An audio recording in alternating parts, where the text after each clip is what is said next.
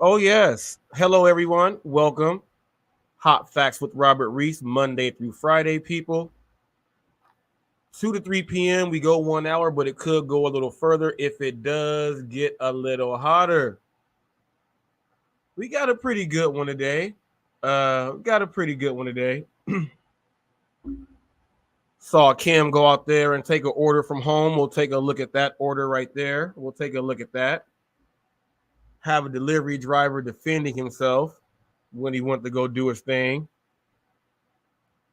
Then we have a delivery driver giving the packages to a porch pirate. Got that. I hope everyone got a chance to see yesterday's live. I got a lot of feedback on the live. Uh, pretty good feedback on the live. So if you did not get a chance to check out what happened yesterday, go ahead and check out the live. We have a few more articles that we're gonna go over too, as far as gig news. Let me just make sure. Let me make sure I have my things here because this is when people I cannot just go off track. I got to make sure that I have my phone synced with my TV so that I can bam. So I can just go right here and it syncs right there. So I can just pull it right here and I have it right there for you guys. This is when I got to remember all of my stuff here. So I'm just not going to be going off a track. Woo! But we had a good one. We had a good day. We had a good day as far as delivery drivers, as far as people wanting to see a little bit more from content creators. From Brazil. What's up? What's up? All the way from Brazil. What's up? What's up, bro? What's up, man? Heaven bound. What's up, everybody? No problem. The backdrop. You love the backdrop. If you would like a logo, if you would like anything with design, if you would like anything with print, you make sure you hit up Gracie K322 at gmail.com. She is on Fiverr. She can go ahead and take care of everything that you need. This is a personal reference from me, and all you have to do is say hot facts. Guarantee you will be taken care of. The backdrop, my logos, and all of my designs, they are not mine. Well, actually, they are mine, but they all came from Gracie K322 at gmail.com. Big shout out right there. Big shout out right there. Big shout out right there. So Kim went out, and actually, we're gonna go ahead and look at it now. Let me go ahead. Let me go ahead and just bring this up.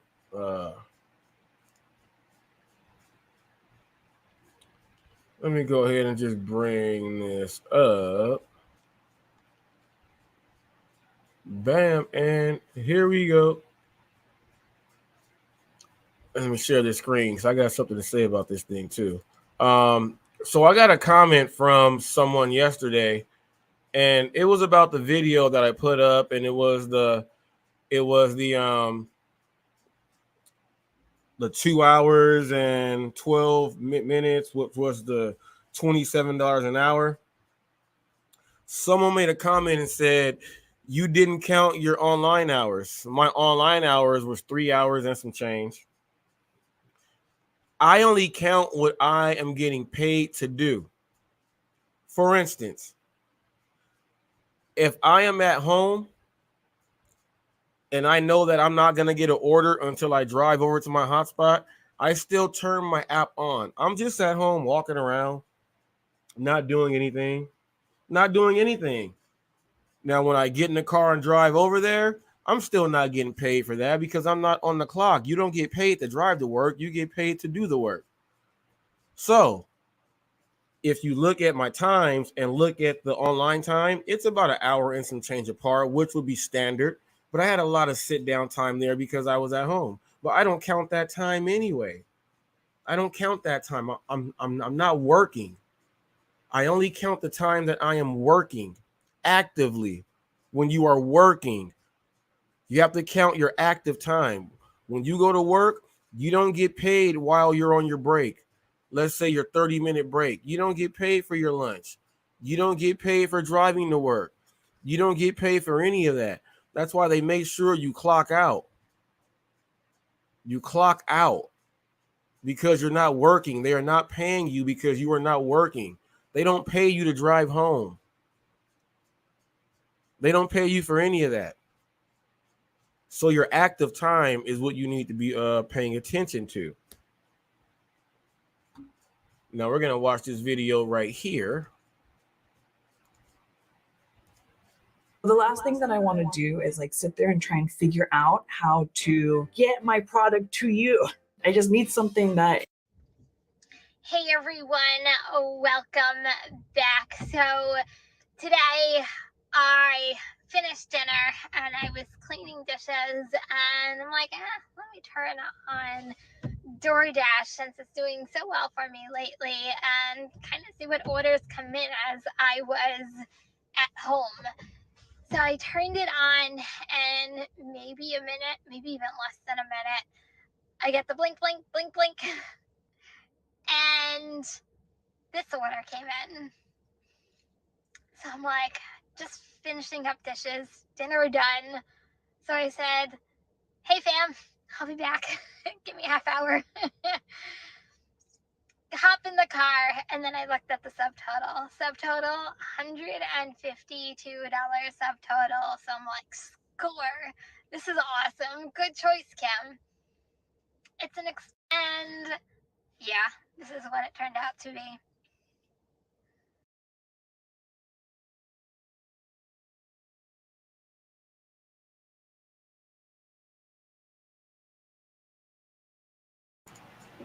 So,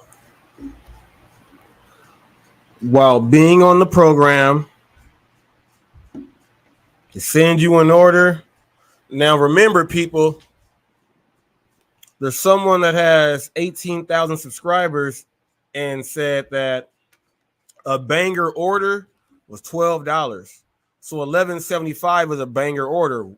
The person with 18,000 subscribers said they've never seen that come in like that.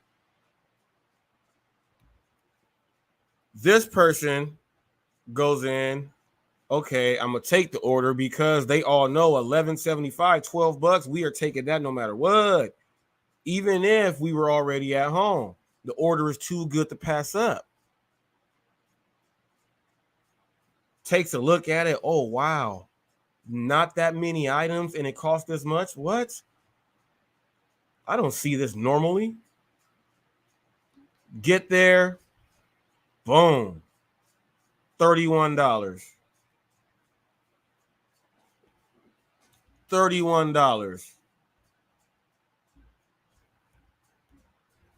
But it's normally not seen. And they're saying that, you know, they haven't seen these things yet. So what's happening is more and more people are a witness now that, hey, we are getting these orders. They're starting to see that it's not about what, like, the number that you see, that customer, that was a quality customer. They sent a driver that was matched up like that to handle the quality customer. If she did not take that, it was going to go back into, now I don't know, we don't know if maybe she was like one of the last ones up or if she was one of the first ones. But if she doesn't take that, it goes back around to all those people that are in that balloon that are up above that 70%. It'll go to now the one that's right there, and then they'll take that. The other people are not going to see that order. That order is not going to slip through the cracks unless it just goes through the time limit from when the person made the order. Okay, when the person made the order all the way until they say it's time to, okay, we have to give it to someone now because we can't wait any longer. That is when it goes to someone else. That order was only going to be circulating with bam right there. And when you take the order, boom. Now, I remember people told me that you're trying to get more people to just gamble. No, I'm not trying to get more people to gamble. And it's not me that's trying to get anything. I'm just trying to get you guys to see that it's actually not a gamble, that they are sending you an order that's not far away. the title, the numbers say it's this because it's so close, but it's a quality person. You are now being, enlightened to what's actually over there on the other side. Now, are you going to start taking more orders than what you normally did? Yes. Is that going to happen? Yes. Why would it not happen? But at the same time, now that when you are taking more of these orders, it's more quality customers than before. Before you were taking on the multiple orders from the bottom of the barrel list, all like the rejected orders and all of those.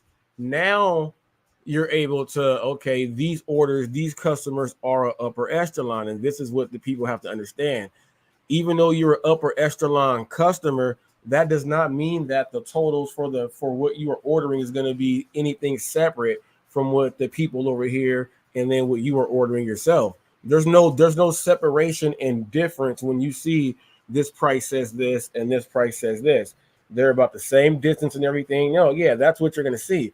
The difference is the upper echelon customer that they are sending you to, you now get this that happens. Now you're going to make some money when you go ahead and do this. This person over here in this group, they're going to have a higher chance of being angry because they just took the order because they had to. There's a difference in the pool. Okay. I don't want, if I am someone that is contracting people to take care of a business for me and someone else, I don't want to send the worst drivers to the best people. Like, that's just stupid. Who would do that? Why would you send the worst people to the best people and then say like, oh, it's not fair that you don't send all the crummy people to the good people? Well, how is that not fair? Like, last time I checked, when T-ball starts, is like, that's the last time really all kids start to excuse me, like play.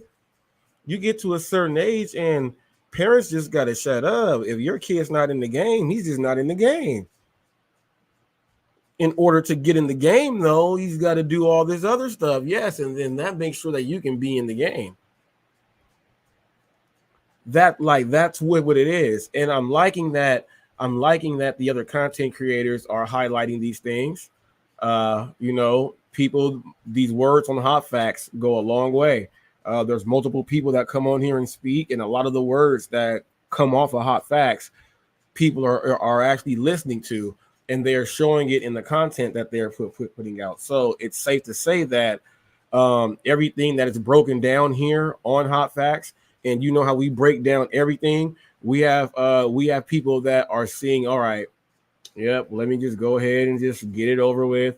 Let me go ahead and do my data, do my study right. Let me go ahead and do it right so I can talk to the people, so I cannot be telling them any false things, because let me just go ahead and do it right. And then by doing that, it's actually helping everyone in the whole gig community. Specifically because, like I said, we get people here that watch you and come on here and comment, and they are in the comment sections or they're watching your live actively. You get a lot of people that don't come in and communicate like that, and they are watching you still. These people right here actually want to see it because they would rather watch you, the person that they put the time and energy into watching your videos. They would rather watch you do the study them like itself. And then that will actually help them. So you would actually be helping more by actually doing it. And just like what DoorDash dad did, Gigi Condon did, was like, I haven't done this in 3 years, and I'm gonna tell you guys it's a scam. That's like off the top. Whoa, Nelly, hold your horses. Hold your horses, Nelly. Hold your horses. You just can't come in the Royal Rumble and no one knows who you are. Like, you know what happens when that happens? You know, like, it'll be like the Ultimate Warrior in there, Hulk Hogan's in the ring, Ric Flair's is walking down the ring. He don't want to go into the ring yet because he's walking around trying to make them mad. You got people in there just waiting on him, and then the bell rings, and then Finkler says, "Coming to the ring, Joe," and everyone just looks. And then right when Joe gets in, they just throw his butt on over the top ropes. He is out of there. that's what the people don't want. You don't want that to happen. So by having the content creators actually do it and pinpointing certain deliveries is a huge plus for the gig community, because now it's putting a whole lot of other gig content creators, and now they're more open now. Now they can actually speak a little bit more about some things. They can answer more questions. Now they can actually see a little bit more of a cause and effect. Now you can hit certain things. Now I'm gonna tell you guys this, and why it's even more important. In my area where I am, I call it my zone. Like, it's my zone. Now there's drivers here, and there are drivers where I know that, like, we drive in the same zone, but this is my zone. Like, this is HotFacts territory. You go see it on the videos. This is HotFacts territory. So the merchants, to all the drivers that drive in this zone also, we all say what's up when we're driving by, honking horns to each other, and all of that great stuff right there. So what happens is, from all the customers that I interact with, let's say on Walmart and then on this food site here, and then you just get to know them when you're just out there inside the community at like the local grocery store. Even if someone doesn't order on the app that I am, doing it for, chances are, if I'm in the area and they come outside or like whatever, they probably heard of something about some HotFacts. There's a lot of people and a lot of drivers understand what I talk about, and they drive around here. So what happens is this. There's a standard. There's a standard. If I go to homes and people are like, oh man, and they ask a driver, have you seen HotFacts? Then that driver, if he has seen HotFacts, like, no, oh, that dude kills it. Let me kill it too. That's what that does. It's going to make sure that that person is going to make some more money, or that's a house that knows about HotFacts and they know that, okay, boom, now that driver understood. They know about HotFacts. I got to bring it every single time I come into this house. And if they know HotFacts, they're probably giving a little bit of extra this. Boom, that's what I do for my local area, for my region where I am, which is why I get so upset with some of these content creators that drive, because they know that in their market, there's a bunch of drivers out there that are watching them now who are like really trying to get high fives when they want to come on and make a comment. They want to get it read, and they'll follow everything that you're saying. So, you just can't let that stuff happen. So the more the better. The more you do, the more people you are going to help, and it'll be in a positive direction for the influencer, and the person that's getting influenced, the influencee. So this is perfect that you have other people doing it. There's other people, I'm gonna give them credit. There's other people that are speaking a little bit differently now. And it's a good thing, because we can say that we're seeing them turn the page to at least having a little bit more out there for the horizon. So, we can at least say that this is going on. What's up, Tony Lopez? What's up, Tony Lopez? Tony, you're doing a great job, by the way, buddy. You're doing a great job. And you spelled it right with an S-E. Yeah, buddy. Yeah, buddy. But people, it's good. It's really, really good. And I'm looking to see what other ones are gonna start doing a little bit more, and you see which ones are holding on still. All we're trying to do is just loosen the grip a little bit, and then, ooh-wee, it's gonna be open season, people. I'm telling you what's gonna happen right now. I'm telling you what's gonna happen. It's going to turn into who is the king of the cherry picking. I'm telling you what the direction of the whole gig thing is going to be, in this direction on how it is. We got all these content creators that have never had these orders, who are letting them all go. And now they're seeing that at this percentage, well, if I get closer to this percentage, if I get like to 85%, I can get like really good at just picking really great ones. It's going to turn into putting content up to see who is the greatest cherry picker out there. That is what is going to happen. Mark my words. Whoever does not believe that, someone then told you wrong. That is what's going to happen next. You guys are about to see what's going to happen next. And then they're going to be putting up videos on how much I made in one day as a top dasher. And then you're going to start seeing all type of numbers and shown. You're going to start seeing a whole lot. Trust me when I tell you this. This is what you are going to see. You are going to see people start off, speak about the service and all of that, because they are seeing that, yes, you cannot take that out at all.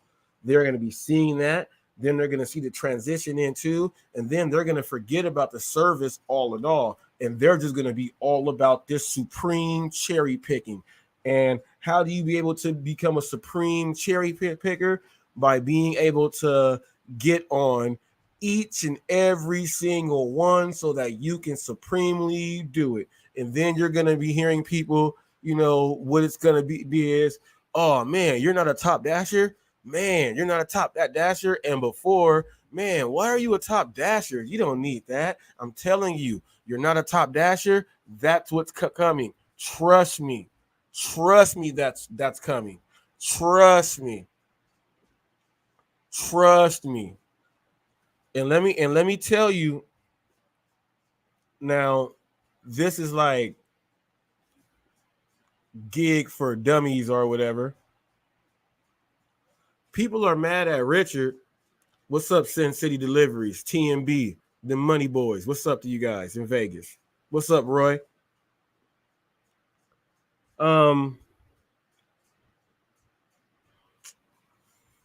People get mad at him for having his Discord, for having his business, for teaching people, and people are there, and there's people that are paying for it, and they are actually seeing an increase. So it's actually worth it. So no one can say anything because it's actually worth it, because he has people that are paying for it. But the last time I checked, if you know that a surge is going to come, and you want to get investors to invest in you, in your schooling for this, so that right now they can make all of the most money before the market gets oversaturated. Some people don't even know how to set that plan up for themselves. If you have someone out there actually doing it, and he understands where that surge is going to be, and he understands that he knows how to teach this, and he actually has it all drawn up, people, get off my man's back about that, because what he's doing is, people, he's making a business. He has a business. It's off of the gig world. It's off of all of this other stuff, and it goes along with what he does. So he's not stepping on no toes. He's not doing nothing to nobody. He has a school right now that is teaching people how to get it in right now. Kind of like when you want to flip houses, you go ahead, you watch these webinars, you do these things, and bam, bam, bam, bam, bam, you're making this money, because when it gets oversaturated, you're going to be like, man, I should have got in then. That's all it is. And right now, I'm telling you, you are going to see top dasher, top dasher, top dasher, top dasher, top dasher. So that's that right there. Right now, let me drop this link. You know it's an open link for everyone. Everyone knows that. People, sometimes if you don't see the link, just go ahead and remind me.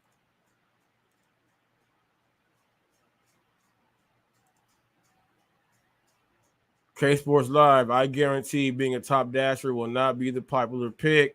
Tell the truth. It's the no, man. You are going to see. Trust me.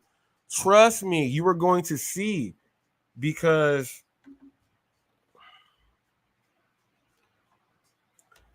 if you are, and this is what I mean by top dasher. I don't just mean you hit the level of the top dasher. That's not what I mean there. What I mean top dasher is they have you on all of them. They have you on this program, that program, and this one. You're on 3 of the 4 or 4 of the 4 programs. When you are on majority of those programs, all of the orders you are going to be getting are quality. You will be able to go and pick from which one you want. I'm talking about a true top dasher, not 1 of 4. 1 of 4 means that's 1 of 4. I'm talking about a true top dasher. Okay, there's levels to it. There's levels to it. Just unlocking does not make you. No, there's levels to it. And believe me and trust me, the levels will be coming out because there's going to be people that are going to be unlocking certain levels to where when they do these ride-alongs, they're going to have more larger orders in their ride-alongs in a way less period of time on what they normally were doing. You guys are going to see a higher increase in volume in their tips, in their videos, and everything.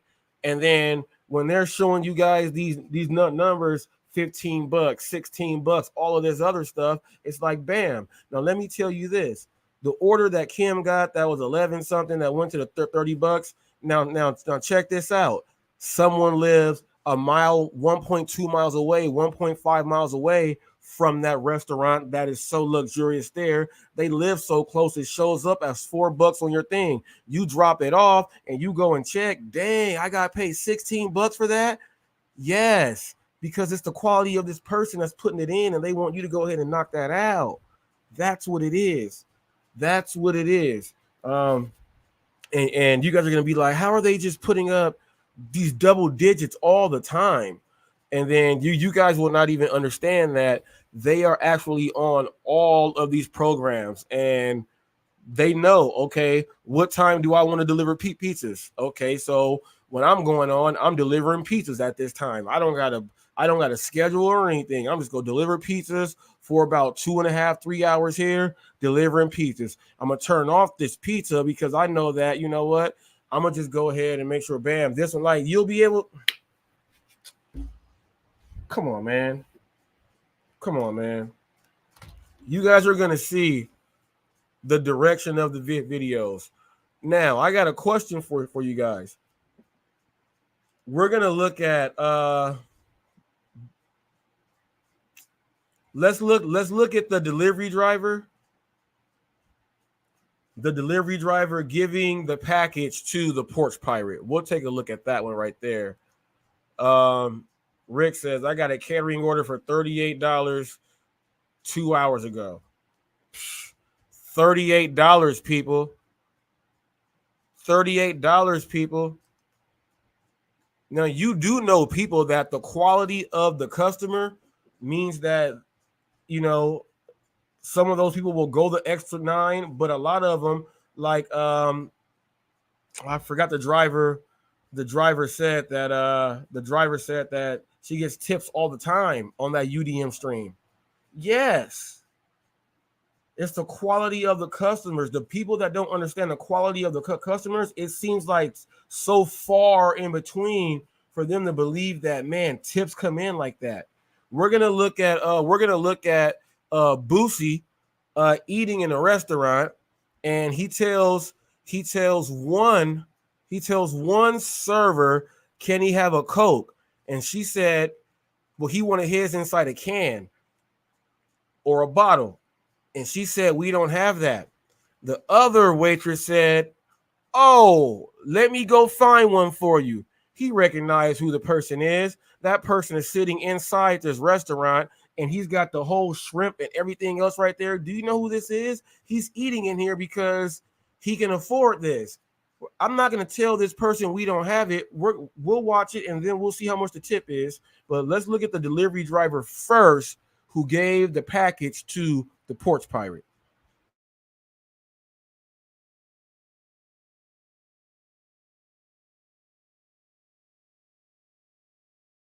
case. This attorney tells me he was buying items for a family member's dorm room. He says they weren't pricey, but still, he doesn't want this to happen to anyone else. And he walks over and hands the package directly to the thief. Here you go. Attorney James Kessinger showing us the surveillance footage from his Gladstone office. In video from a recent Saturday, a delivery driver in a Mazda SUV pulls in and leaves a package by the door. He even snaps a picture, which is sent to Kessinger in a confirmation email. 11 minutes later, the driver of a white Pontiac arrives and appears to take the package. A second delivery driver in a Chevrolet truck shows up and hands another package to the alleged thief. We've blurred the faces of those involved since they haven't been charged with the crime. Walmart just gave my package to the thief. You'll notice another confirmation email from the second driver sent 14 minutes later doesn't show a package. So the mail slot's right here. Kessinger noticed something else about the video. And he's got that piece of paper in his hand right there. And he walks over and you can see him put it toward the mail slot. Kessinger came in on Monday and found the piece of mail. He ran it through his database and found the person it was sent to died 4 years ago. As an attorney, Kessinger has access to certain tools the rest of us don't. He says the Pontiac driver also had stolen tags. On stolen plates with a dead guy's mail in his car. 11-minute difference. I've had some people tell me I should be suspicious. It's either a remarkable coincidence or somebody tipped off the thief and he knew to come and get the packages. Kessinger wanted to share this story of a bizarre day at the office so this doesn't happen to anyone else. So we have Cody, you know I got the videos, Cody. You know I have the gig news, Cody. You know I have the gig news. Okay. So we have one driver takes a picture, does everything, boom. The next driver, literally, someone just drives up. Oh, yeah, that's for me. Okay, here. A lot of things wrong. A lot of things wrong. A lot of things wrong with this. Now, it seems like they could have been in cahoots, but I don't know anyone that would risk the delivery job for one drop-off.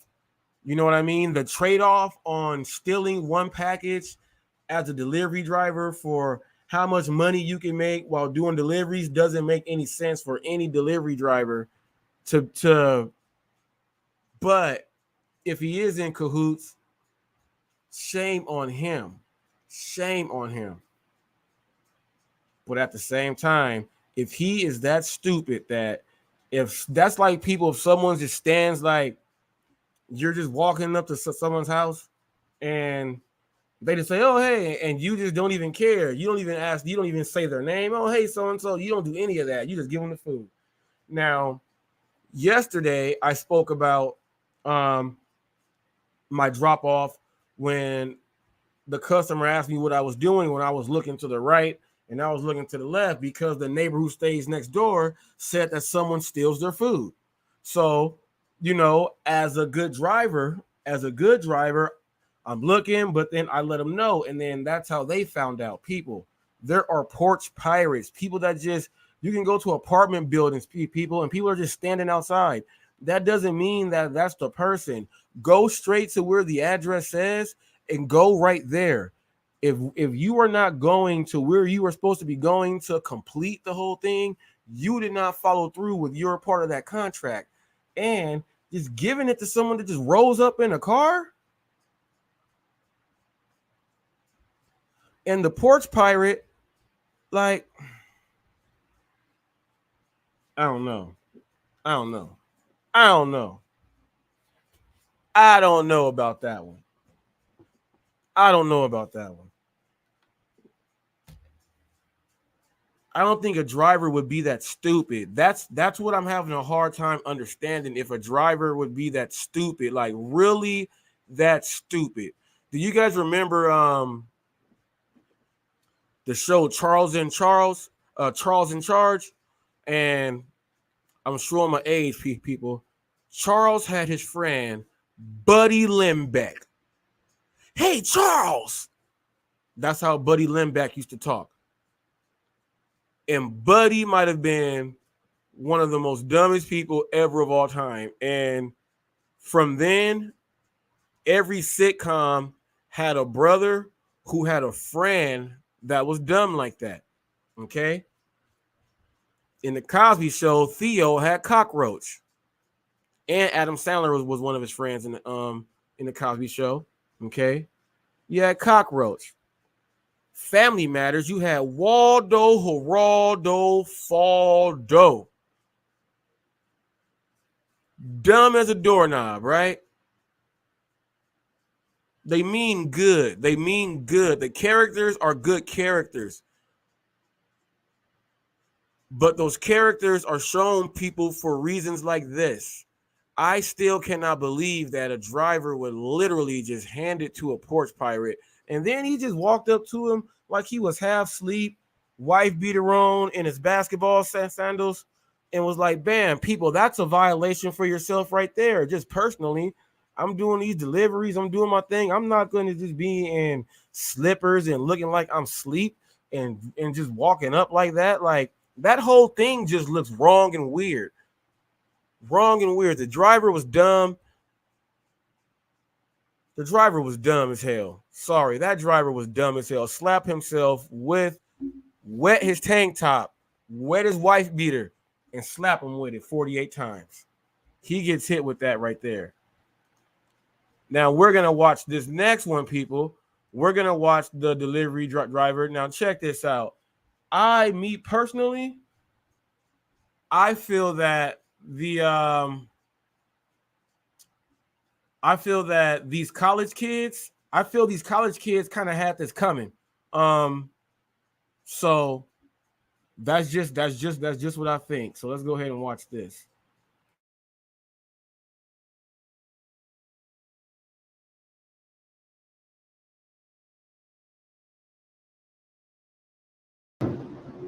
You watching Hot Facts for Barbara Reese. Hey. No,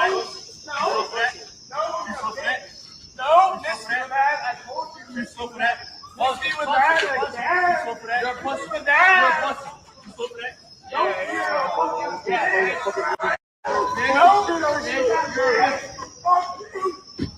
Oh, fuck. Holy shit.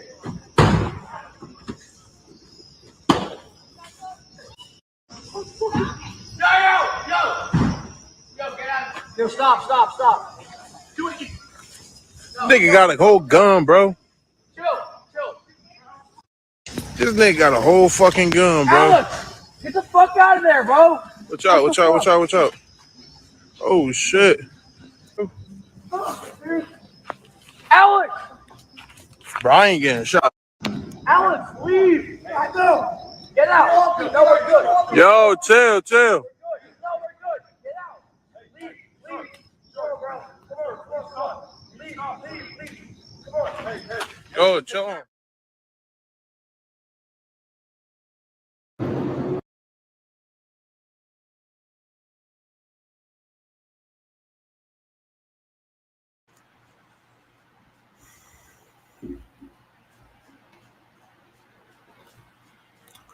Now, this college kid, as you saw, was taunting him. The guy has a pepper spray out first, and he's threatening to spray him with the pepper spray. And the college kid is running around doing his thing. You saw him jump and kick the back of the car. Then he goes and smacks the other side. Then he runs to the other side, gets his door, slams it, and he's so big and brave. And that dude was like, okay, he's destroying my property. This is where people got to understand where that gun comes into play. That's his business, that's his property, that's his livelihood. He can defend his property. Okay, he can defend his property. Okay, so he pulled it out. Great thing is that he did not shoot. Okay, he did not shoot, which means that he has a gun for protection as far as scaring someone, because he's not with the business.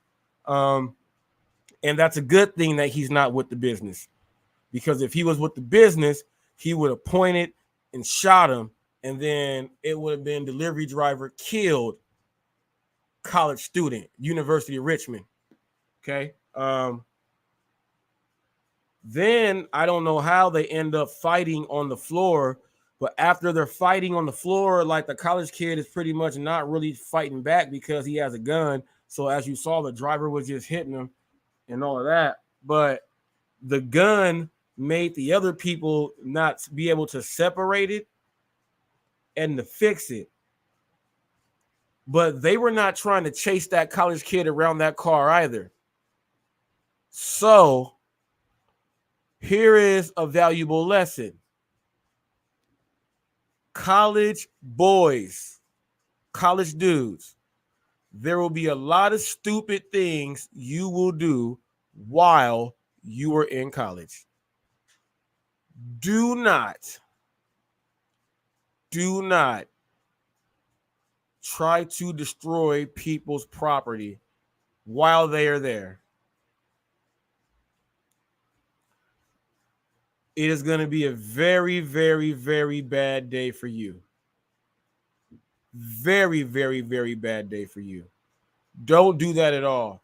It was all fun and games. I'm young. I'm in college. I'm doing my thing. He was laughing and all of that other stuff until he pulled that gun out. People, reality comes in real quick. But did you guys see his exit plan when he pulled out that gun? The way he ran away, it didn't matter how you ran away. He could have shot you in the back then, which is why I was happy he was not with the business. If he was with the business people, that story would have been tragic. Tragic story right there. Tragic.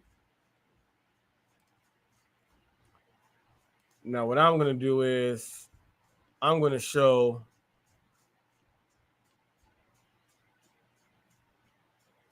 where's Boosie at? Let me see.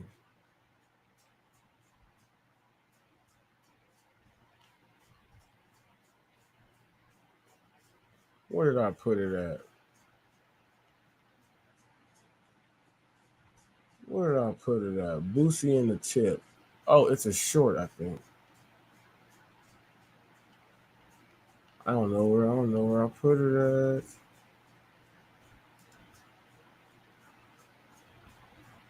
All righty, let me hit this.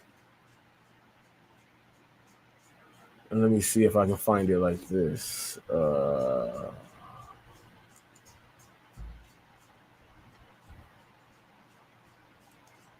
Okay, let me see.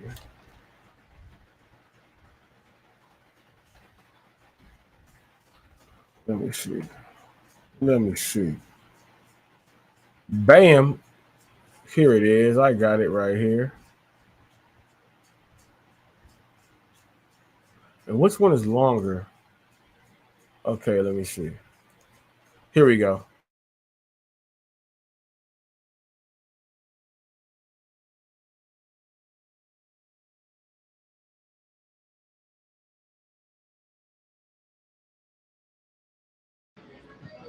I want a Coke on ice. And not the Coke out the thing. I want a Coke in the can.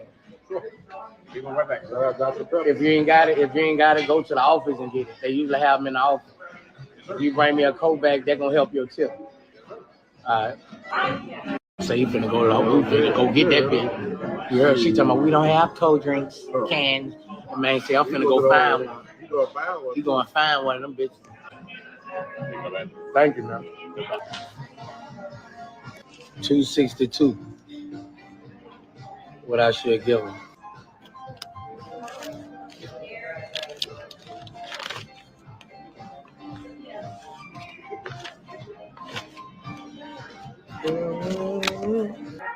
Now it was 260, 265. I left for 400, so $135 tip.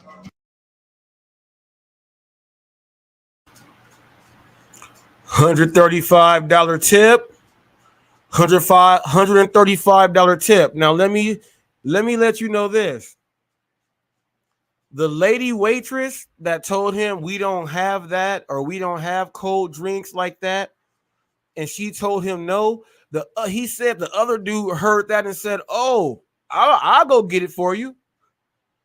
He went, didn't even bring a can.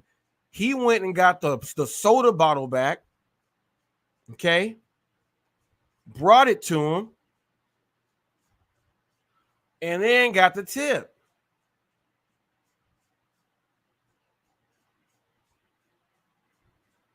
Now check this out. I guarantee, because Boosie didn't say that he was giving the guy the tip. He said, so what do I give her? So that's still her. So he's still talking about her. She messed up on her tip. I guarantee that dude who brought that Coke taught her a valuable lesson, and then she's gonna give him some of that tip, and then they both made out well. Okay, both made out well. Both made out well. Okay. Do not judge books by their cover, even when they are in a restaurant where you know it's hot. It's like you're like, why is he in there? Well, why is he in there? Why is he in there?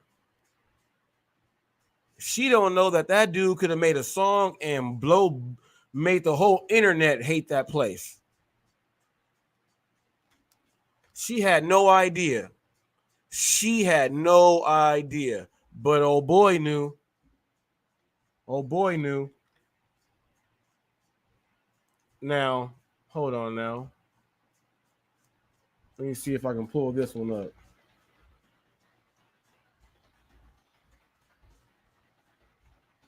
Let me see.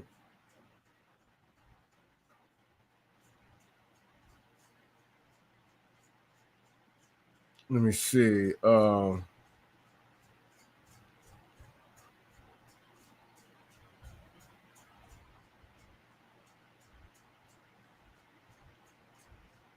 Let me see. Which one do I want to show?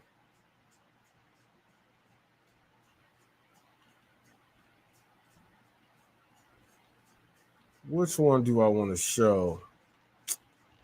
I don't think I want to. You know what? I think I'm going to just tell the story because I don't want to show it. But he curses too damn much. Even though he's doing good stuff, he curses too damn much. Look at him. I'm gonna just tell the story. Because he curses way too much. Sorry, C-Mac. You curse way too much. I want to show you right now. But there's another guy out here in LA. His name is C-Mac. And he goes to restaurants. You can type him up and type up C-Mac55 and put cash tip, put customers, whatever. Every food truck that he goes to, every restaurant that he goes to, every 7-Eleven, every store that he goes to, whoever helps him, they get like $100 tip and everything. And they are so surprised. And they're like, huh? He goes to the food truck, he'll order like 8 burritos, and they'll say, yeah, it costs like $30. Okay. You said $30? Okay. You know, I don't like to do like that. Well, here's what I'll do. That's not going to equal that. $55 tip. That's what he does. He walks into places and he literally looks out for the servers, the bus boys. He looks out for all of those people when he goes out and does his thing. And these are customers that order from a lot of these apps. Okay, they order from a lot of these apps. He gets food orders and goes and passes it out to the homeless. He orders it in, and those drivers get fat tips. There's people out there, and there's regular people out there that just help out too. So these orders that we are seeing, the drivers get that cost more. Just wait, you're gonna see a whole lot more of these things coming in. Now, I got to ask you guys a question now. Now, we saw that driver have his gun.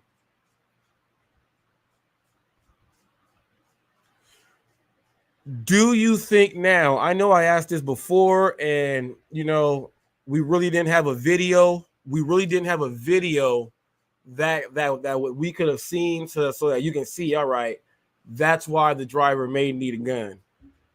After seeing that video with that guy doing that to his car and trying to attack him, do you think that drivers should carry? Do you think drivers should carry? Do you think drivers should carry? Because that was nuts. That was nuts.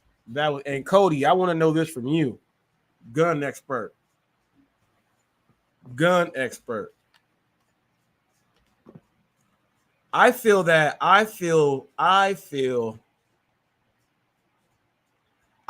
he was A-okay with pulling it out. When he brandished that arm, I felt that it was A-okay. I felt it was A-okay. That's my stance.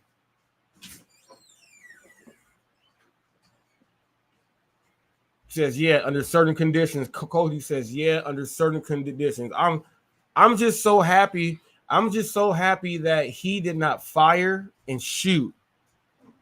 So happy he did not fire and shoot, because it could have went so bad. It could have went so bad, because the guy that was holding the weapon, you can he didn't want to shoot at all. Those are the people right there that when they fire that weapon, they go into overdrive on accident. Those are the ones that pump people's guts full of lead, on what they said in Home Alone. It's that. So I'm glad he did not pull the trigger. I don't think he's probably ever pulled a trigger before, ever, his whole life. I felt that was the first time he was put into a situation to where he actually had to do that. And yeah, whatever fear hopped in him that made him not do it. I'm glad it did. I'm glad it didn't happen, but I'm just like, come on, guys. Come on, guys. No way in the world should you just be attacking people in their vehicles. No way in the world. No way in the world. I want to tell you guys, we have a police officer, a sheriff that's on the run. And I want to see if they have the video up of this. We have a sheriff on the run. And I don't know if a lot of you guys don't know, our heat wave in California, what it did was we have a lot of fires now. We have a lot of fires going on, so it's humid. We should get some rain. It's going to be some terrible rain, but we should get some some rain. And today was the only day that I've been doing my show at around the right time, because it's just been so hot. Let me see. HER.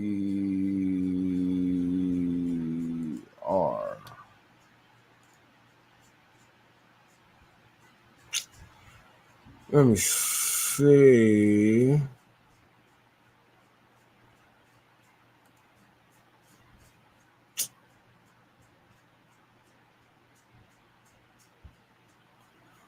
All right. See, here it is right here. Let me see. Bam. Got it right here. I'll read this story to you guys. Let me pull this up right here.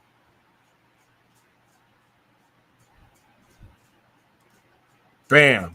I thought I'd share this. What's up, Ghost? I thought I'd share this with you guys. We have a sheriff on the run.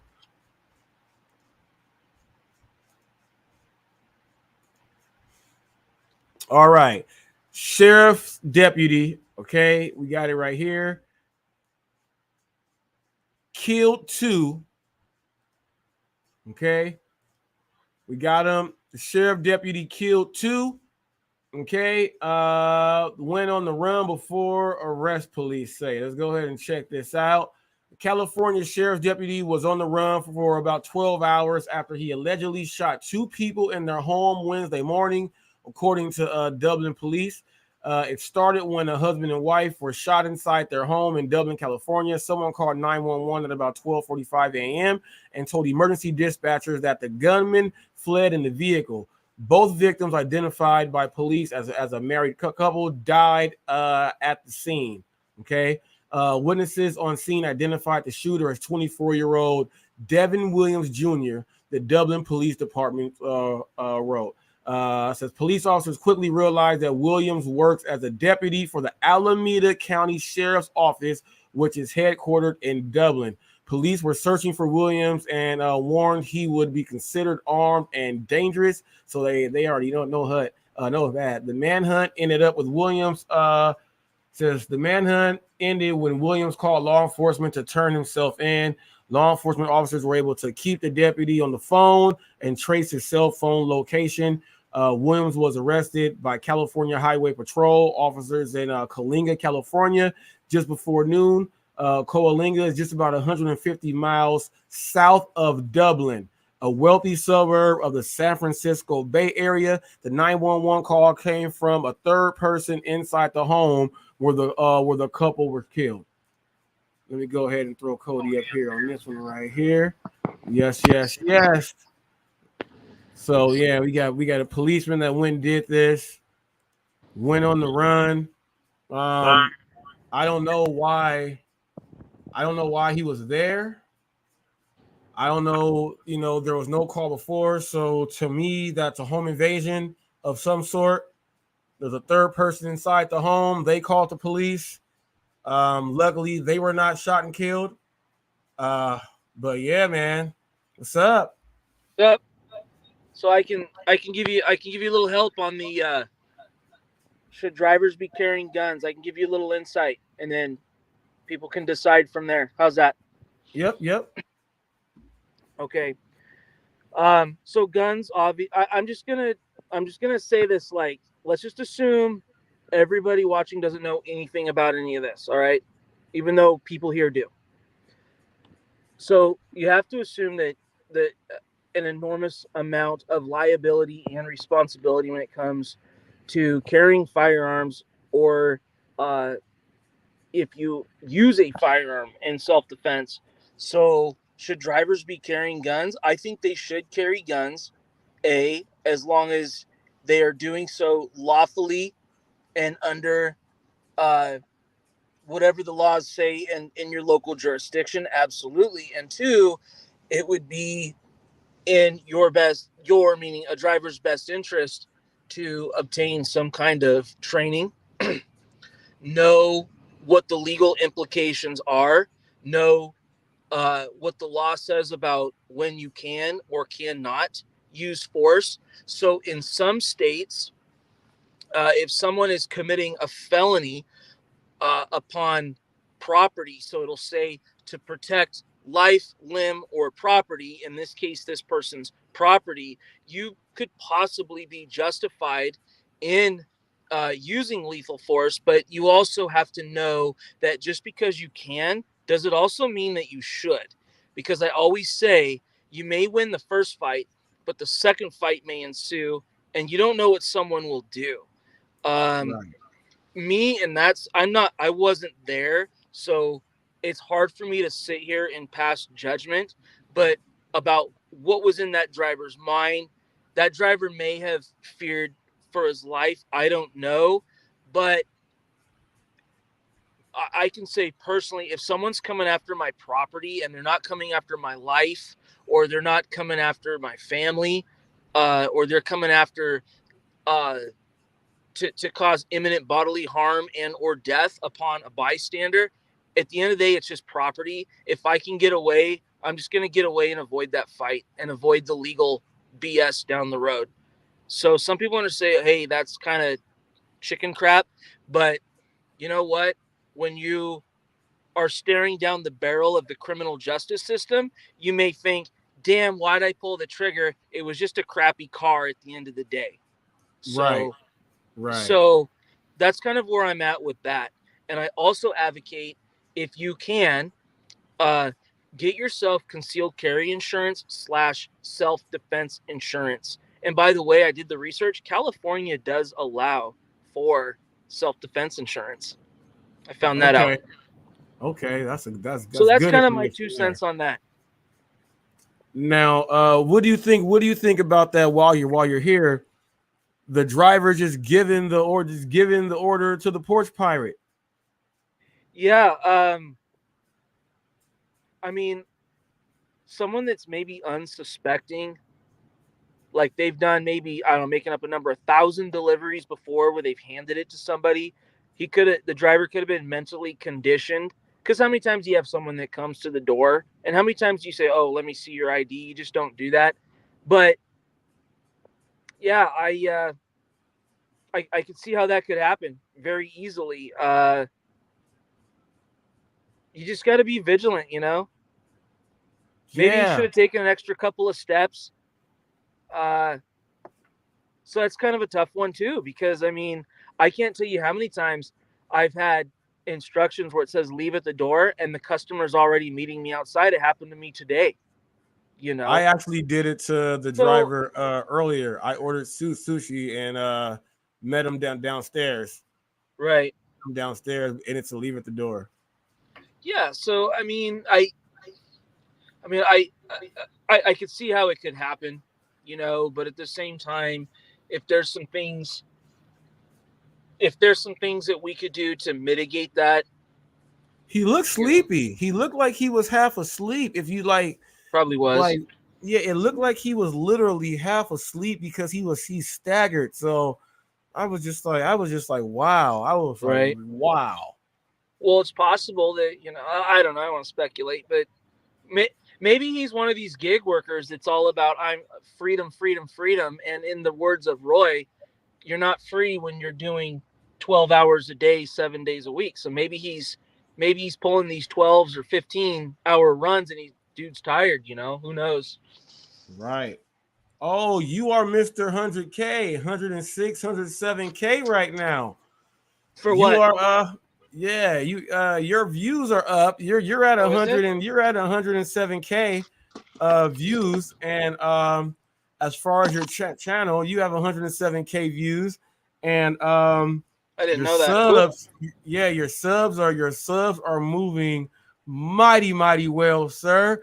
You know I keep track of that. I keep track of that, and I like keeping track. And I get excited like watching it. I'm like, oh yes. It's all those shorts. It's all those YouTube shorts, because I just throw it out there, cast it out there like a fishing line, and find like-minded people that basically bite, and then the short reels them in, and then boom, you got them. You know, that's how I find them. Is I just make these shorts and make the shorts, man. Just throw it out there. See who bites. Yeah, man. Good job. I said he is moving right now. Well, so, and also, it's also because of the topic too. You know, Second Amendment, guns. There's a lot of anti-gun legislation attempting to be passed. We had a Supreme Court that ruled in favor of Second Amendment like 3 months ago. So there's just a lot that it's a real fluid community. Yeah, but your videos, I see tons of you. I watch tons of the videos. How you put them together with the quick humor, humor and the real quick lesson is the separation in your short. Your short is actually giving information and stuff real quick to make them want to see something else. So like, yeah, you're utilizing it in the right way, man. And I said, hold up, this dude is about to literally, in maybe a couple months, some of these other people, they have way more viewership, which is good. And I'm glad you started your lives also, because right now while you're doing your shorts, because you're gonna get people that are only going to watch your shorts. They love you for your shorts, but that doesn't mean that when they watch that short and they subscribe, you don't know how many people are clicking the bell when they subscribe. So you're going to get a percentage of people that click that bell, so that when you do go live, that's when they'll pop in, and then boom, boom, boom. You know what I mean? So Right. I'm And glad you started that live, and you're doing a great job on that too. yeah, thank you. And that's the thing. Like, I want to be able to put awareness. I want to be able to just. I mean, there's already a lot of people doing it, right? But I just want to be able to put my perspective, my spin on it, my thoughts. And it helps me vent my frustration against the anti-gun movement. Like, for example, I put out a short.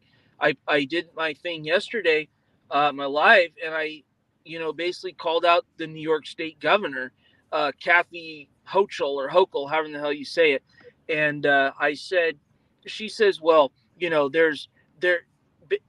effectively, she says there's no laws, there's no restrictions on the Second Amendment. So I made a short and went, oh, really? That's why we have to fill out the 4473. That's why convicted felons are prohibited. Domestic abusers are prohibited. People with restraining orders are prohibited. People that are adjudicated mentally defective are prohibited. I can go on and on and on. So she lies to the people, Robert. She straight up lied. So I called the New York State governor out publicly on her lie. And people aren't stupid. People aren't stupid. They know these people are lying. And you know what? My channel, I don't even know how many subscribers I have, but the thing is this. I am just another channel out there that somebody can run across where it's another piece of information, So that's how I look at it. Right now you got right now you got 412 subs right now. They have jumped tremendously. Yeah. They have jumped tremendously from where they were. Yeah. Ridiculous. They were ridiculous. I know at one point it was pushing 300. Then Yep. we had a little bit of that GigTube community drama. So I had quite a bit of people, jumping ship. That's all right. And then I flipped it around and said, well, heck with this. Let's change gears, right? I always say we can adapt and overcome with anything in life. And so we've done that. And that's why you're seeing where it's at. But here's the thing, though. That's not just because of me. That's because of people like you that have helped. That is because of Autumn that is a face on there that has helped. That's other people like I'm drawing a blank. Rideshare Lisa that's viewed. Bud Soda came up there yesterday. He is a New York resident. And we talked about guns. Like, we talked about how the gun laws in New York State cause a chilling effect for law-abiding citizens to access their Second Amendment rights. Now we all know Bud Soda works. His stuff is on the GigTube side, but when you get him outside of that element, and we could talk about this, totally different conversation. Yeah, buddy. Totally yeah, buddy. different. See, But that's the beauty. That's the beauty of being able to talk about different things on your channel. That's the issue with the gig economy. Everyone is gig. That's why I try to bring the articles and the news of everything that's involved with the drivers, so it kind of separates it a little bit. So it's like so you guys can see actual news. Like, we're not talking about making money right here. We're talking about this driver's car just got jacked. This driver fell asleep. Crashed the vehicle, it, and then bring in other things. You just can't be stuck in that zone, because if people only know you for just that, the whole thing, it's not good, because if they don't like you for whatever that is, you don't get a chance. You don't get a chance with them. Right. At all. Right. But like I said, there's a lot of people out there doing what I do, and they do it better. And, there's channels out there in excess of 1 million subscribers doing what I do. But here's the point of my channel. Everyone is always scrolling through on YouTube. Okay. I'm just one more channel that's out there putting this information out there. It's just one more piece that some anti-gunner can run across. Someone that's on the fence post could run across. It's another voice, another advocate, right? Mhm. So that's kind of how I look at it. I was curious. Vaughn said they was turning in their paperwork for their CCW application. Now, with not trying to get too personal, but I'm just curious, are you in a may issue or like a shall issue kind of state?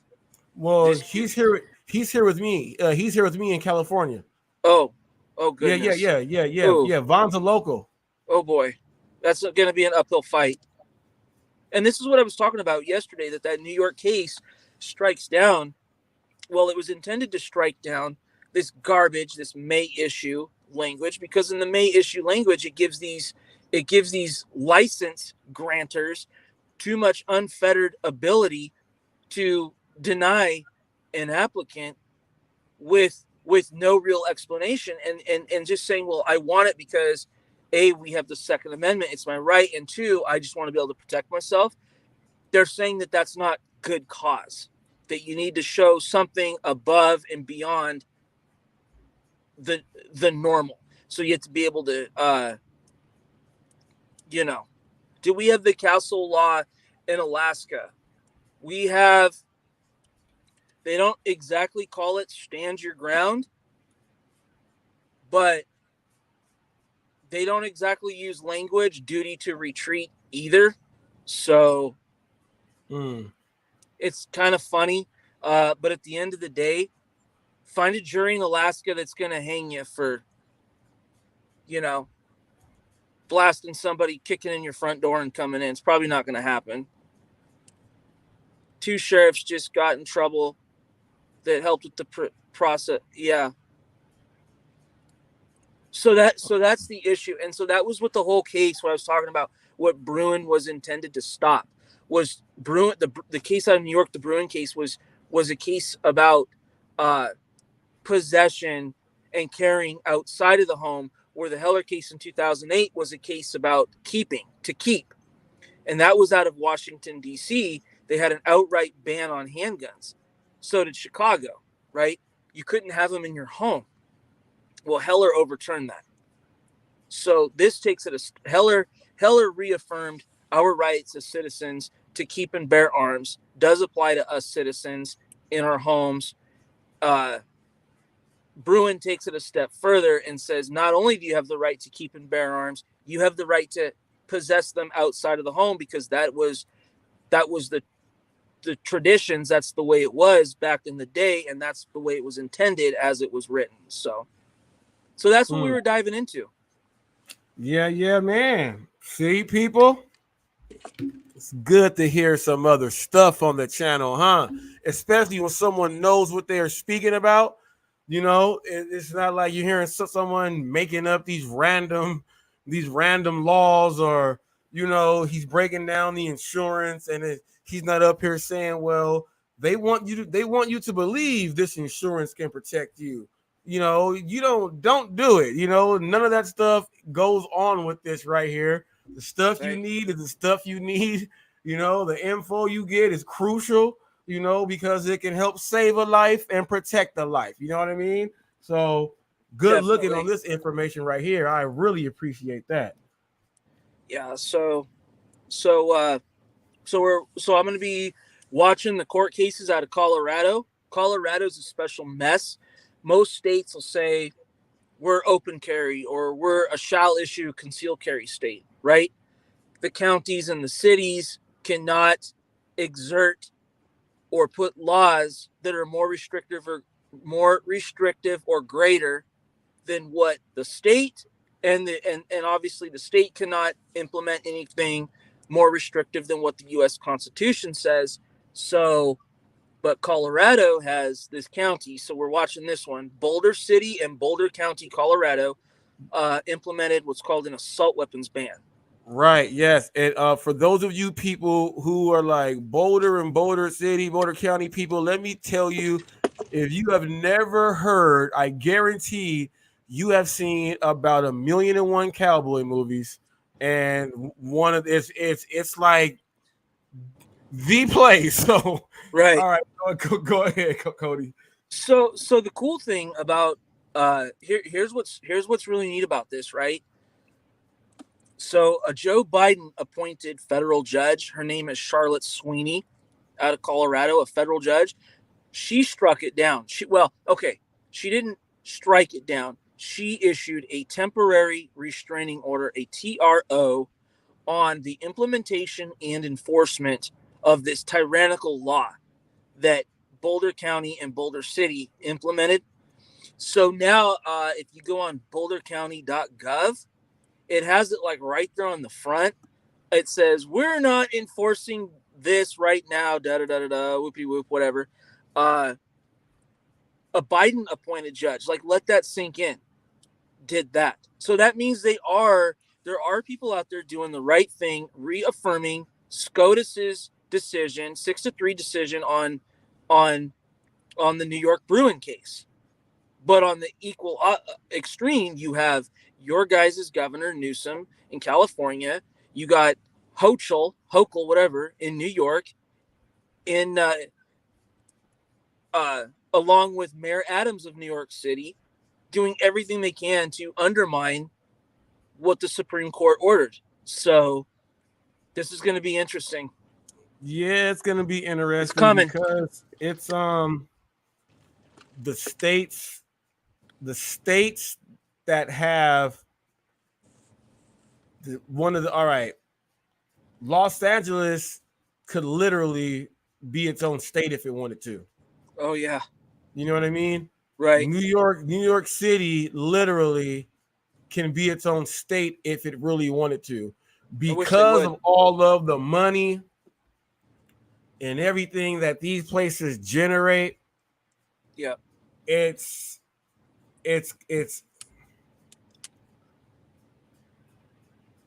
you have to,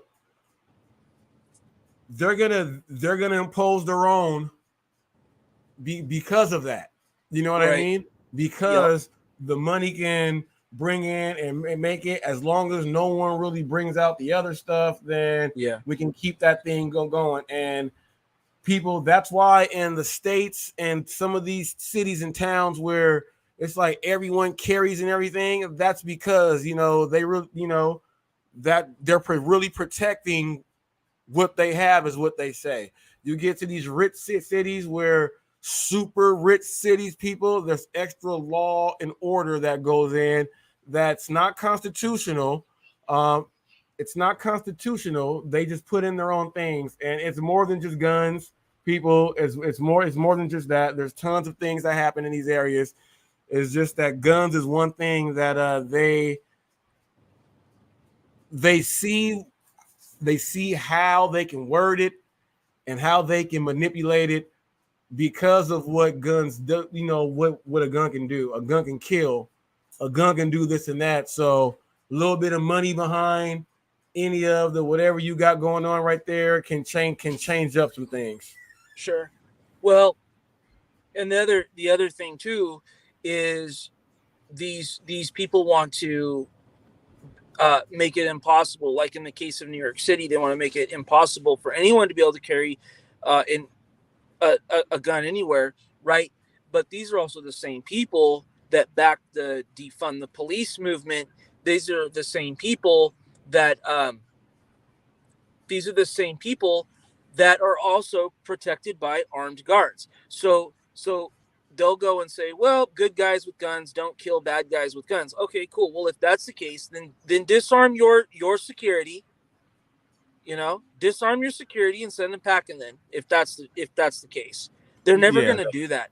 And here's the thing: this is the most disgusting thing about all this. So now they want to send the police to your home to do what's called a fitness and character test, in whether or not they should issue you a concealed weapon permit, a concealed handgun license.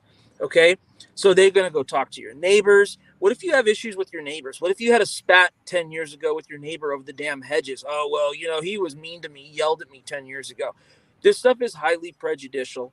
They're going to look at your Facebook accounts, all your social media. This is basically like New York City stop and frisk. right? It's like stop and like we're not a stop and frisk police state country. New York City got in trouble for that, for stop and frisk policies. And here these Democrats go again with their racist ass policies. And the only people that was subject to, I'm just going to say this, okay? So please, nobody kill me for this. The stop and frisk policies disproportionately affected the low income communities versus the higher income communities. And the people that were subject to stop and frisk at a rate, I can't remember the exact numbers from when I was in school, but it was something like 4-1 or 5-1, was the Black community. That is who was subject to stop and frisk. So all of these Democrat policies are failing, and it's not working, and they know this, but they need you and I to be disarmed to be able to inflict their nasty will, their putrid, nasty will on us. That's really what it's about. Yeah, buddy. It's an ongoing war, people. In order to have more control over your people are not supposed to have much to where they can defend themselves. That's how it's gone in history. People they go and take over towns, and they sneak in, and then they take over, and then they make those people fight, right, or get whacked, and then that's how it goes. And people, it's crazy. But people, this is why, people, I tell you, when you're doing your voting, really do some research, and don't just vote for a person because of their name, or just because of what color that they are, or one of your friends said, well, we're going to vote for this person. So, and they do this cool, and you did not do any research yourself. You just agreed with them and said, okay, really pay attention to these things, and really look at every proposition that they're trying to put in. Really pay attention to all of those people. Vote on the real things that can keep things from happening.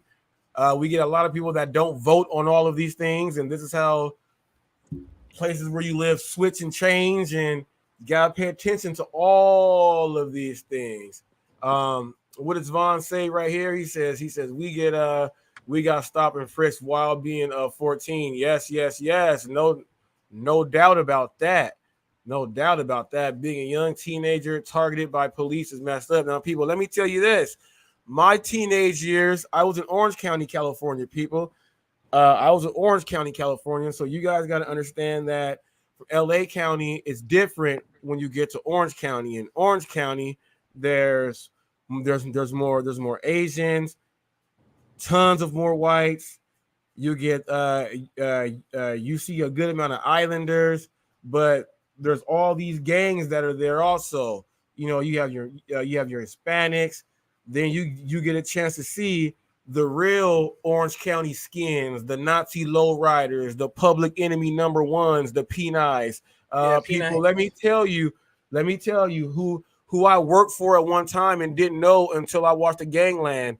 I was Don Mazza's one of his number one salesmen, and I figured out that who he was, because when I went to the place, I'm like, why is it all skinheads in here with 88s on their calves, all these wounds on their body? Well, when he got out, he has all the money and everything, started up that energy home improvement thing, their call center there. When they get out of jail, they have a place to come and work so that their POs know that they have a job and all that other stuff. And they use that as the system, to, boom, boom, boom. The ones who get good in sales don't go back in. The knuckleheads, they go back in, they do all that other stuff. But I saw the Gangland, and I was like, this Don Mazza right here. It's like, this is Don Mazza. This dude is people. I'm not gonna go and say a lot right here. Just go type them up. You'll see. But I got a chance to really see real skins. I mean, real skins, not no fake wannabe TV skins. People, I'm talking about. They look like Hulk Hogan. And they say, brother, like I'm talking about huge, downtown Huntington Beach, down there by the pier. You head down there past Jack's Surf Shop and head down to them apartments back there, people. I'm talking about real skins. I even met real sharps. I didn't even know that there were sharps. Skinheads against racial prejudice. And they fight the skinheads like Bloods and Crips. People, they actually get down on sight. And I was like, whoa. First time I met one of them, Joe Looters, and he was cool with me. I was like, you don't hate me? And he said, no, I'm a sharp. And I was like, whoa. And I was like, whoa, are you lying to me? Because I know I want to hit you. You know what I mean? Like, are you lying? Right. He's like, no. And he broke it down to me. And I was like, whoa. So I got a chance to see all this stuff. I got a chance to walk down the street with the police harassing you. And then once they figure out that you're one of the good athletes in the area, that's when they know your name, because they have to be on duty for the basketball games, the football games. They start to know some of the kids' names for that. So, when they stop you and they figure out who you are, they let you go. But if you weren't on the team playing or anything else like that, to where they can say, oh, I know your coach, son, and all that other stuff, you're getting harassed. They're going to sit you on the curb, put your hands between right here, hold you up for a long time, make everyone drive by and stare at you, all for nothing. And I have to go through that when we moved to Orange County. A lot of fights I got into, completely different thing. But that stop and frisk, man, it's crazy when you move to these areas and you don't think that the officers there follow some of those rules, but a lot of those officers grew up in the same area, grew up with the same homeboys. People, it's just like when you watch American Me, you had one of them was a gangster and one of them was a cop, and like that's how it is in real life too. People, like it's like that in real life. But that stop and frisk thing is real everywhere. It's real. Right now, I know the Asians right now, like in Long Beach and certain areas, I know like the Asians have it tough. Man, how is the stop and frisk as a white guy, man? Answer that, Cody. How is a stop and frisk as a white guy? I've never had it happen. Yeah, because like I've always wanted to ask that. Growing up, were you handcuffed just to get questioned and things like that? Did that happen to you at all? Yeah, when I was 17 years old, we were out like riding our bikes. It was summer break, and I don't know, it was like 1:00 in the morning, and I remember my friend and I went to the gas station. We bought like a bunch of soda or some crap, and we're going back to my house, and the police saw us and they stopped us for curfew, and they made us sit down on the sidewalk. And I being 17, I probably said something kind of slick, so he put me in handcuffs, and I think he did it more to I think I know why he did it now as an adult, just to, oh really, I don't know, but no, we didn't really ever deal with that. And it's like around here, one time I witnessed an accident, and I stopped, and I had my firearm in the car, and we have a duty to inform law enforcement. And after we had been talking for several minutes, I went, oh, I forgot to tell you, by the way, I have my gun. He goes, all right, cool. Just like that. He's like, what kind is it? And I'm like, so I tell him, and he's like, oh, sweet, I have the Springfield version of that. So what do you think about the Glock version? Is it like, and then it turned into this BS session for 5 minutes about guns, So, like my experience has been wildly different, but I also haven't lived in those areas like LA and New York. I've lived in, like Idaho, Alaska, so just a different mentality. Yeah, different mentality. Idahoan, woo! I have a buddy from Idaho, my boy Justin Lowe, and people in Idaho and Montana and all those places. Yeah, different way of life, and that's why Alaska. Yeah, I mean, Frontier, you get the land, you get that's why that goes there. You Just probably different. couldn't live in Alaska if you didn't live in if you weren't from Idaho or live there. You live in these areas where it's like that. Yeah, a lot of people move here and then they wash out after the first winter. They're out of here as soon as the daytime comes back. A lot of people don't survive. Like, they don't get past the first winter. They're like, oh, I'm going back. So they leave, So it's just a different lifestyle, it's kind of an acquired taste. It's a little bit different. It's light all summer and it's dark and it's like dark and like 30 below zero in the winter. It's just, but the violent crime here spikes badly in the wintertime. A lot of people are doing drugs and they're drunks, and the homicide rate goes through the roof in the wintertime. I watched the Alaska State Trooper show, and that's one of my favorite shows that I watch. And yes, when it gets to that darkness time, they are always going to these areas, and they say yeah, we have a lot of drugs. They talk about the different gangs that have moved up in there, and I was like, oh wow! I said Alaska, it's got it cracking. So we have if you really want to call them gangs here, this is what I believe. A lot of these gangs, if you rounded them up and dropped them off in the middle of LA, they'd be done in no time. But for up here, they are a little bit of something. So like we have what's called Native Brotherhood, the NBs, and they like to sport. They love to sport the number 14. That's their thing. We have a sector of those are like Alaskans. Those are like true Alaskans. Like I'm talking about like native Eskimo. Yes, and their gang that they call themselves is the Native Brotherhood, and they got a lot of numbers and they get pretty violent.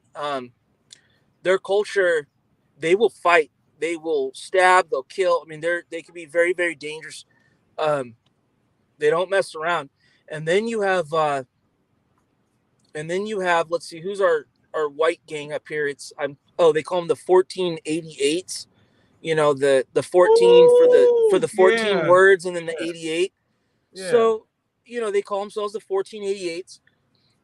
They're a prison gang here. And then in Anchorage, we have an area called Mountain View. It's not a very good area. And the gang out of there that's kind of common, they call themselves the Mountain View Crips. Yeah, and that's what I heard on that show. They're an interesting bunch because they're kind of like, they don't do the more traditional things that you would normally associate with Crips. Like, they're kind of more like Grape Street. They like purple, and they're just a little bit different, but they don't have a lot of numbers. They don't really have the numbers here, but they're a little bit of a thing. And then finally we have the Islanders, or the Usos. Samoans everywhere, boy. Right. And then we have or they'll call themselves FOE, Friends of Everyone, which don't let the name fool you. And here's the deal. Up here on these prison yards, the Native Brotherhood holds the numbers. So if the yard jumps off, they're probably going to win, but they oftentimes would pay off the Samoans to be on their side before stuff goes down, because the Samoans are 3 times bigger than everybody. So they just slap and yeet them across the yard like it's nothing. No, but that makes perfect sense, because you already know, like, when you get to the West Coast, you get to the West Coast down here, the others, what's in the others right there. That's the same clique, right. That's the same clique in the others right there. So it made perfect sense, and that's not a bad prison move right there for them to get the. So let's go get the Silverbacks to go. Yeah. Yes. I'll tell you what happened. I had a guy when I worked down at Spring Creek Correctional Center down in Seward, and there was this guy. He was from California. He was doing Alaska time for running some drugs, and he was maybe 8 months to the gate. And he used to give me a lot of shit or crap. I mean, sorry, he used to give me a lot of crap, and so he was not validated in our system, and he was rolling 60s. He was a rolling 60s Crip, and I knew he was because of the RSC, and he tagged everything with 60 everything. Every time the COs up here would go through his house, whether it was routine or targeted, no one ever caught on to that. And so I looked him up in our system. I'm like, this is cool. This guy ain't validated. In Alaska, if you are validated, if you're a validated member, then they put this enhancement on everything up here. So you stay in longer. He could have had his parole revoked. So if he got validated, this guy was giving me so much crap and I was sick of it. So one day I told him, when I made sure nobody could hear, and I mean nobody, because he was, it was count time and he was slow playing me. He was at the microwave. And I'm like, hey, it's count time. Go lock down. And he looked at me. I said, you know, for a guy that's 8 months to the gate and you've been in here this long, skating by, being a 60s, and you're not validated, you're pretty damn lucky. So here's the deal. I'm like, you're going to go lock down and you're not going to get any more garbage, or I'm going to go file all the paperwork and use my training and experience to explain and show that you are who you are. And the guy's eyes were like, he's like, holy cow. So the guy's like, oh, okay. He comes up to me a couple days later and he goes, how do you know that? And I was like, because I used to work for down in Nevada Department of Correction. We have a lot of California spillover, and a lot of the Nevada yard is influenced by California. That's why I know. But I said, but here's the deal. You're not going to give me more garbage, and you're going to help keep this tier in line, and I'm going to do my time while I'm here. That means I don't have to come in your house. I don't have to cause any shit, and I don't have to run and go get you validated. And as far as anyone's concerned, your secret's safe with me, buddy. We never had a problem again after that. Never. And I mean, he would be stupid to have a problem with you ever again. People, he would be stupid to have any type of problem. He pretty much said, I got your jacket right here. Yeah. So I was like, and that was the deal. And you know what? The day before he left was my Friday. He was leaving the next day. So it was my Friday. He came up to me in private and he says, man, he goes, you really kept your word. He's like, his exact words, he goes, you really kept it 100 with me. And he goes, I don't care. He goes, I can't remember the exact words, but he's like, you kept it 100 with me. He goes, I'm going back to Cali with my family. You didn't out me. And he's like, I don't care what anyone says. He goes, I have your back. He's like, you have my respect. I'm like, all right, cool. Well, yeah, you know why? You know why? That was it. People, I'm gonna tell you guys, people out there, what that what that was about. This was a gang member who was from a set where you gotta come correct. So no snitching, no telling, no none of that. So when this officer told him, I know who you are, but I'm not gonna say nothing, you just better do this. He said, you didn't snitch on me. That like he said, the whole time I'm here, you did not snitch or nothing.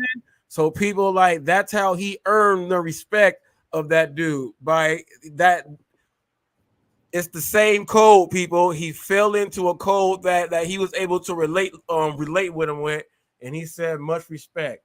So Cody could have been a supreme asshole and ruined his whole life. So he already ruined it because he was in there, but you know what I right. mean. Yeah. But here's the deal though. So at the end of the day, that's just and that's the thing. Like when you're in that line of work, you just have to know when to pick and choose your battles. You know, I know there's a bunch of hot TVs. I know there's a lot of people in there have TVs that's not on their property card, right? But those TVs at the end of the day keep the peace. If I go into the tier and round up 10 hot TVs, I'm going to have a much hotter mess on my hands than I do with the TVs just being out there. Now, where it comes into play is I could pick off one or two, and when I could tell a guy, hey, you know what? For a guy that's got a hot TV in his cell and he's slow playing my count, man, you better fix yourself. Or, I mean, just little swipes like that. Or Super Bowls coming around. Man, I better not be finding crap when I go through your house because I'd hate to have to take that TV, you know? So there's all kinds of ways. You just got to know how to do it, and I don't really know how to explain it. It just kind of comes with. You can't just be going snatching. You just can't be going snatching property, people. You can't do that in jail, people. Some of these people are renting. Some people lost some serious bets, and sometimes that TV is there for a certain group in there, people. And once that thing leaves people, somebody is gonna die.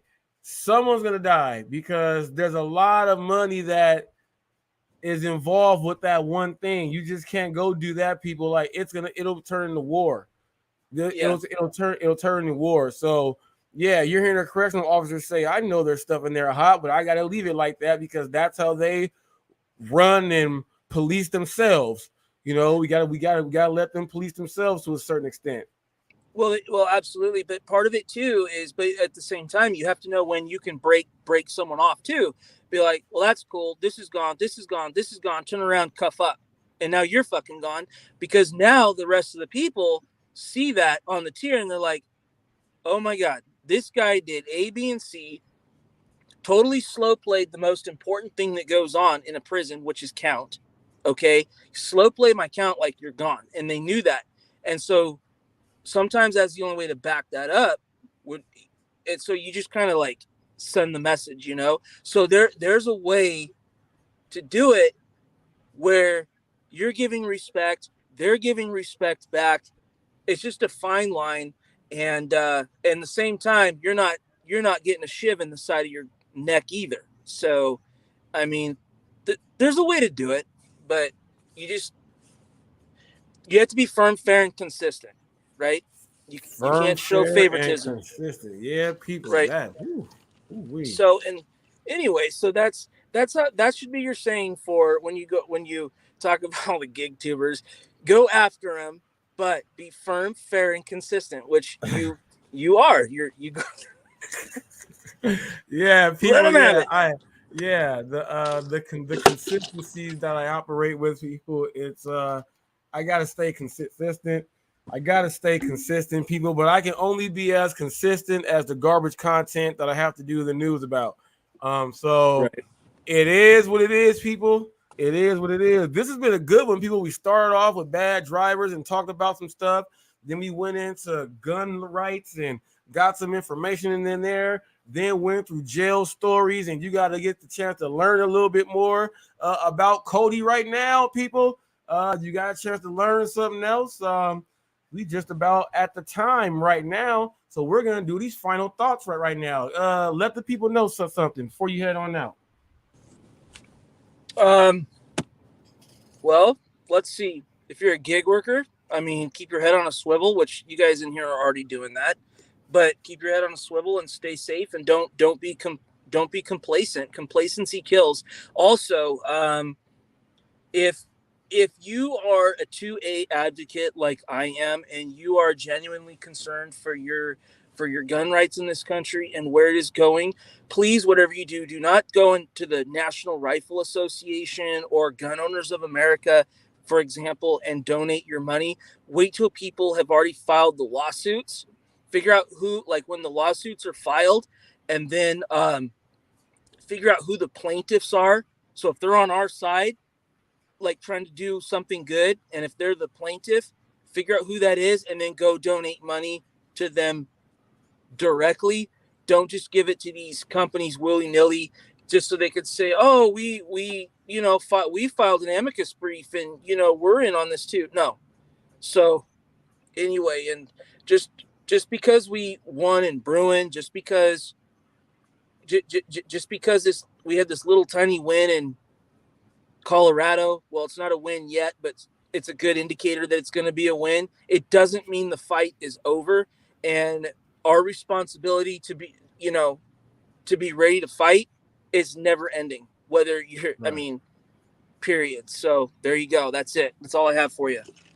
That was some good stuff right there, people. And yeah, delivery drivers, don't give packages to porch pirates.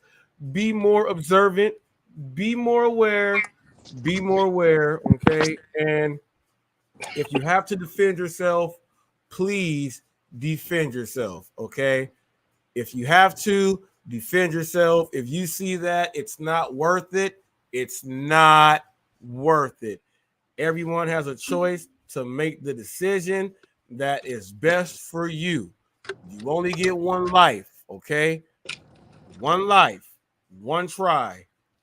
That's all it is. Make sure you guys hit those thumbs, share this stream, like, subscribe to get notified, people. Like we always do, people. Where's my thing? Until the next caper.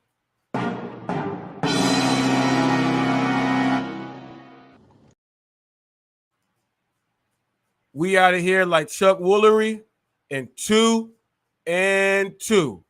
What's up, Wesley? Now listen to these tunes by Navy 380. Let me go ahead and get my